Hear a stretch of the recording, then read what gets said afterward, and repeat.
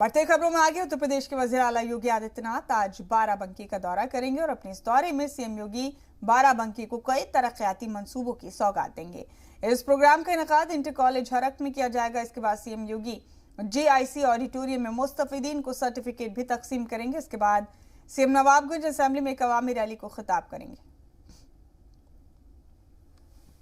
तो आज बाराबंकी के दौरे पर रहेंगे उत्तर प्रदेश के वजीर आला योगी आदित्यनाथ और यहां वो कई अहम मंसूबों का इफ्तिताह करने वाले।